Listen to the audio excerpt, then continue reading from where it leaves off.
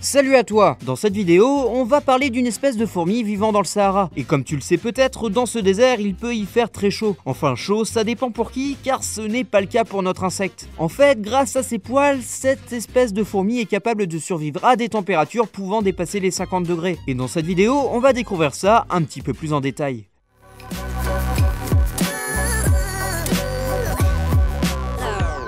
Si jamais tu souhaites trouver cette espèce de fourmi, il faudra te rendre dans le désert du Sinaï ou celui du Sahara. Mais attention, car les températures peuvent atteindre les 70 degrés. Autant te dire que c'est invivable et que les animaux du désert doivent se mettre à l'abri du soleil lors de telles températures. La surface du désert est donc sans vie lorsque la chaleur atteint son paroxysme, c'est-à-dire vers midi.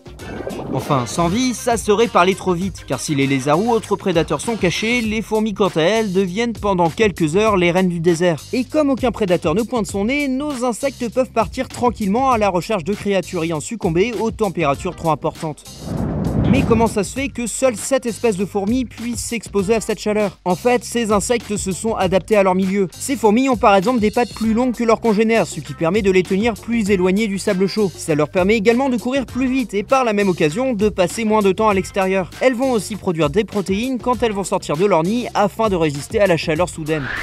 Mais tout ça ne suffit pas pour survivre aux températures importantes. En fait, la température létale de la fourmi est de 53,6 degrés. C'est-à-dire qu'à partir de cette température, ses cellules nerveuses vont commencer à mourir. Autant te dire que pour survivre dans un environnement à 70 degrés, il va falloir trouver une parade. Et c'est là qu'arrivent les poils. Les fourmis appartenant à cette espèce sont couvertes de poils denses, ce qui leur donne un aspect argenté. À côté de ça, les poils jouent également un rôle de thermorégulation. Et c'est à partir de là qu'on va parler d'épilation. En fait, des chercheurs belges ont tenté de savoir comment les poils agissaient pour faire baisser la température des fourmis. Pour cela, ils ont rasé certaines fourmis afin d'observer leurs poils au microscope. Et ils ont eu la surprise de s'apercevoir que les poils avaient la forme de prisme. Et cette forme de poils favorise le réfléchissement de la lumière du soleil. Entre 85 et 98% de l'énergie est ainsi réfléchie, ce qui crée une sorte d'effet miroir, chose unique dans le monde animal. Dévier la lumière permet donc d'éviter la chaleur, mais ça pourrait également servir au camouflage de la fourmi. En plus de ça, les scientifiques ont remarqué que les poils pouvaient augmenter la résistance à la chaleur. Après avoir réalisé des tests sur des fourmis de la même espèce avec et sans poils, les chercheurs se sont rendus compte que les spécimens avec poils avaient une température moins élevée.